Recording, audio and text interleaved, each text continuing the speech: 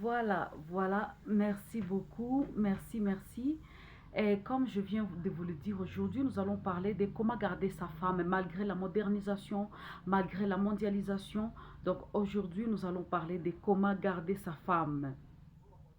Vous voulez garder votre femme fidèle? Ok, c'est bon, c'est d'accord. Mais nous allons voir ensemble les choses qui poussent à ce que les femmes se disent non, j'en ai marre de cet homme, non, j'en ai marre de ces mariages, non, j'en ai marre de tout ceci, tout cela. Et les femmes même se dégoûtent. Et il y a les hommes qui viennent avec des questions pareilles, me demandent, madame, mais pourquoi moi, ma femme a toujours tendance à me dire que non, je veux partir chez nous, elle n'est jamais stable, et je suis persuadée qu'un jour, c'est mal, il décidera, et elle se dira que moi, je vais partir de chez nous. Voyons. Nous allons passer directement au point. Le premier point, nous allons parler de la fidélité. Mon premier conseil sera donc, messieurs, d'être fidèle à votre femme. La fidélité, ça n'arrange personne, ce n'est pas avantageux. D'abord, sur le plan financier, vous dépensez le double parce qu'avec les copines, ce n'est même pas comme avec les femmes. Vous partez dans des restaurants luxueux et vous faites des sorties que vous n'avez jamais même fait à votre femme. Et c'est là, c'est un de ces gaspillages-là dans la famille. Donc, ce n'est pas dans les avantages des familles, mais c'est dans les désavantages. De deux, vous allez nous apporter des maladies. Donc, il y a des maladies sexuellement transmissibles, les IST, il y a les sida, il y a toute autre chose. Il y a des femmes qui ont l'habitude de fréquenter les féticheurs. Quand vous couchez avec cette femme-là et vous nous amenez cette malédiction, vous vendez même nos étoiles à nous, nous, vos femmes. Vous voyez? Donc, ça n'avantage personne, l'infidélité. Vraiment, ça n'a pas d'intérêt financier. Alors, la seule chose qui apporte la fidélité, c'est manque de confiance. Parce que quand moi je le saurai, ta femme, je sais que tu m'as trompé. Imaginez la suite, ce que ça va donner. Et la deuxième des choses, ça culpabilise la conscience. Même si tu as arrêté et que j'ai si votre aventure avec la dame, je ne serai pas convaincue que tu as vraiment laissé. Je vais me dire, bon, peut-être il ne me trompe encore parce que l'autre fois, tu étais toujours indifférent comme aujourd'hui. La deuxième des choses, deuxième point,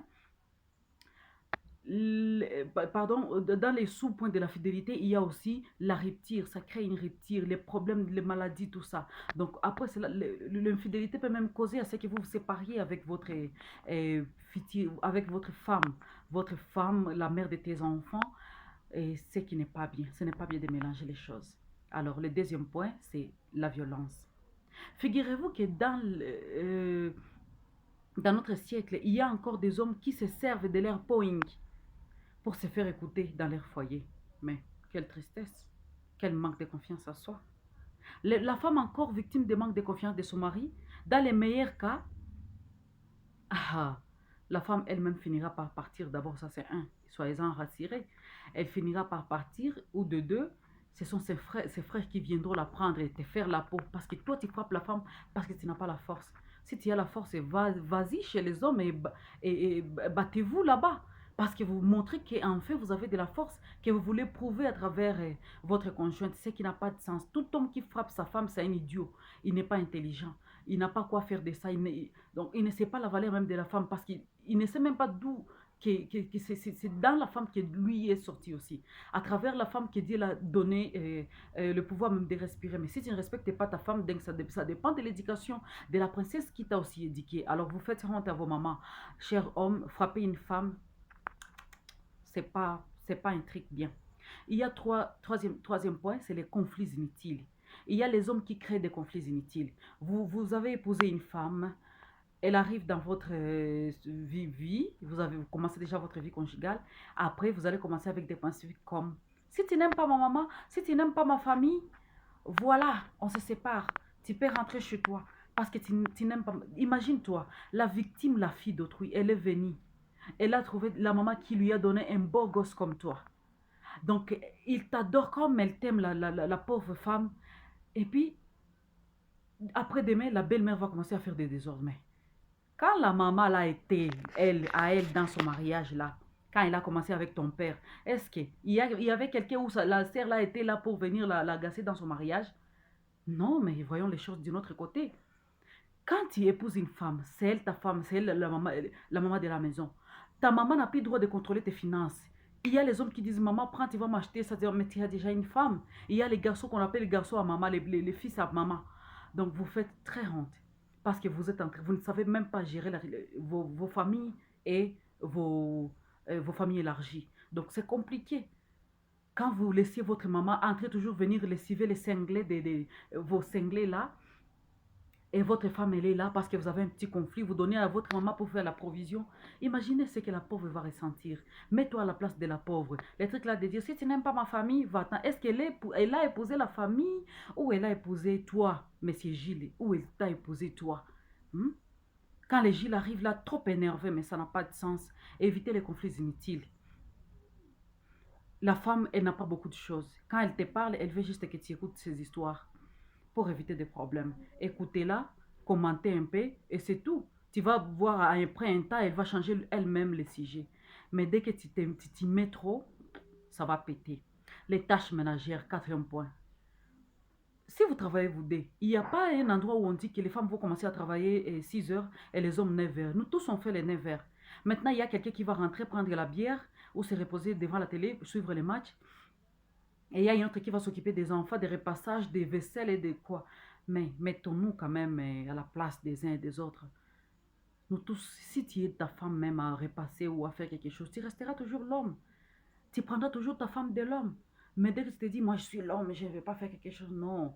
Et puis il est dit que les couples qui s'entraident pour les travaux ménagers sont des couples qui s'aiment, ils ont une sexualité très épanouie parce que le fait de se serrer, de passer par-ci par-là, donc vous faites les tours à la cuisine, vous rentrez, ça donne une sensation là, et quand c'est le soir, la dame, elle, ça se passe très bien. Voilà. Et il y a cinquième point, le sexe. Naturellement, le sexe joue un rôle très, très, très capital dans les mariages. Cher homme, l'idée c'est de trouver l'équilibre. Ce n'est pas venir seulement et finir. Non. Ce n'est pas venir seulement pour ton bien, toi, et finir avec la femme. Non. Elle a besoin de jouir, elle a besoin d'être au même point que toi. Et il y a les hommes qui arrivent, soit elle prend beaucoup de la bière la nuit, elle arrive à 2 h du matin pour chercher des problèmes, elle te dit tourne ici. Et puis elle commence directement à chercher des problèmes. Et quand vous allez partir pour, parce que vous avez l'habitude d'aller chez les pasteurs, chez les je ne sais pas qui, les chargés des conseillers des couples, et puis il va dire, non, moi ma femme me refuse le sexe. Qui est cet homme-là qui va accepter que la femme lui refuse le sexe? Mais c'est quel genre de sexe? Les 2 minutes là que tu fais? Mais je t'ai dit de te conférer sur les 38 conseils d'une experte en sexe.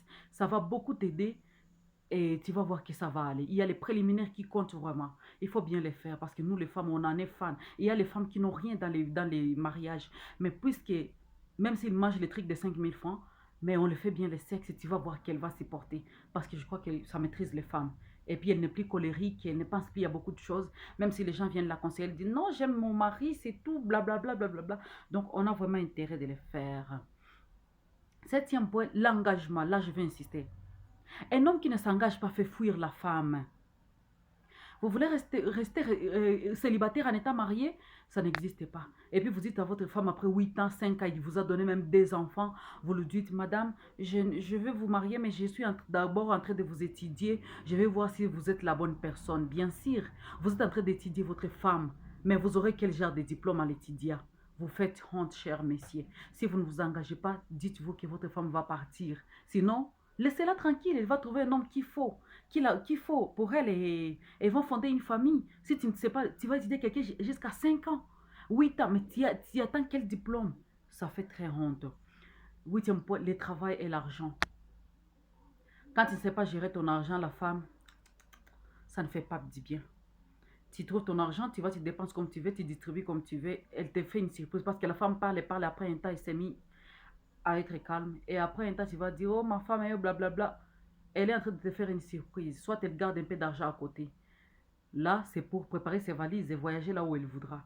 Soit, si elle est une bonne femme, alors elle est en train de faire cette provision-là parce que quand le travail va se terminer, quand tu n'auras plus rien, tu n'auras plus d'argent, tes copines vont fuir. Quand tu vas commencer à diarrhée, elle va commencer à prendre soin de tes enfants avec cet argent.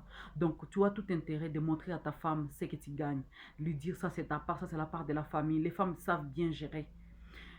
9, c'est la gestion.